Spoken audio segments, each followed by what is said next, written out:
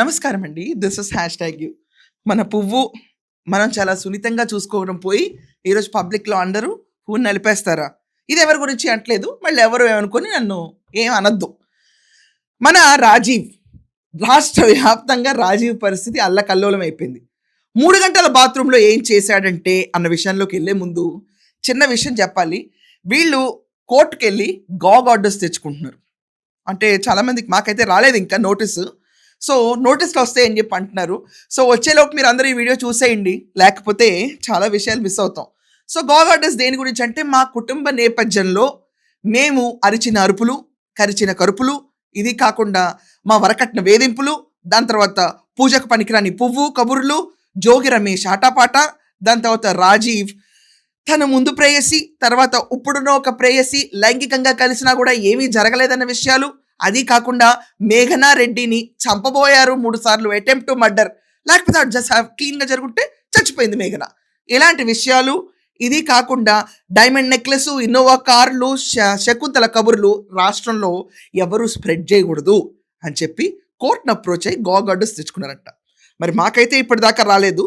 ఒకసారి Gogh order వస్తే ఈ విషయం గురించి ఒక వార్తగానే చెప్పగలుగుతాం తప్ప ఇంకా ఫర్దర్గా వీళ్ళ కుటుంబ నేపథ్యంలో మేఘనా గారు రిలీజ్ చేసే వీడియోల్ని మేమేం చేయలేము. సో వెళ్ళే ముందు ఈరోజు మీ అందరికీ ఒక స్వీట్ న్యూస్ ఉంది. 21 వీడియోలు ఉన్నాయంట మేఘనా దగ్గర. ఇప్పటిదాకా ఆవిడ బయటకు రిలీజ్ చేసింది జస్ట్ నిన్న యేసు ప్రభు మా మత ప్రార్థనలో ఆవిడ చూస్తూ హాయిగా ఇలా కప్పుకుని శకుంతల గారు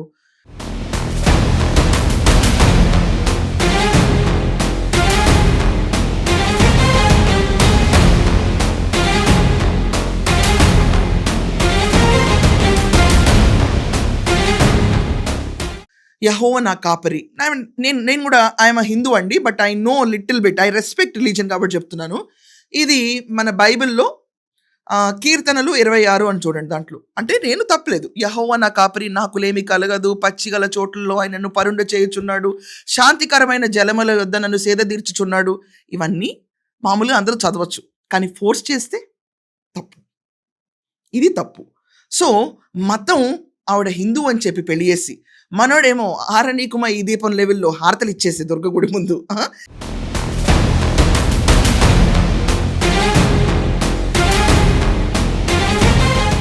ఇంత రవస చేసి ఇంట్లో శకుంతలు మాత్రం యేసు ప్రభు గురించి చూస్తుంటే ఏం చెప్దామని సభ్య సమాజానికి. ఆ దుర్గగుడి దగ్గర హారతి ఎందుకు? చర్చ్ దగ్గరికి వెళ్ళిపోయి ప్రార్థన చేసి కన్ఫెషన్ బాక్స్లో చెప్పి బయటకు రావాలి. ఎందుకు చేశారు?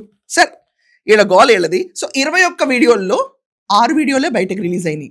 ఇలా 21 వీడియోల్లో 6 వీడియోలు రిలీజ్ అయితే ఇంకా మిగతా రభస ఎంత ఉందో ఎవరికి ఎస్టిమేట్ వేయలేకపోతున్నారు.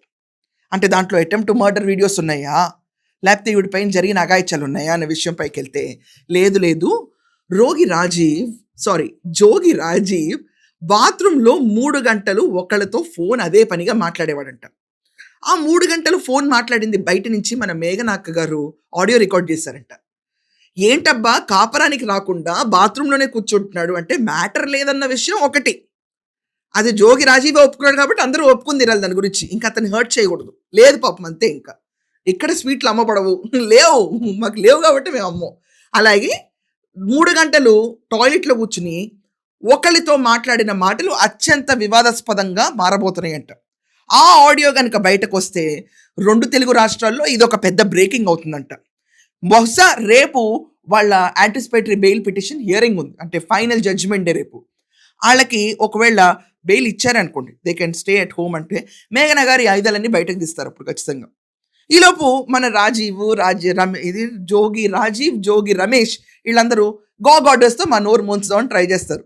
కానీ ఆవిడెక్కడ అవుతుంది? సోషల్ మీడియాలో, ఇన్స్టాగ్రాముల్లో ఇంతమందిలో అందరూ వినేస్తారు.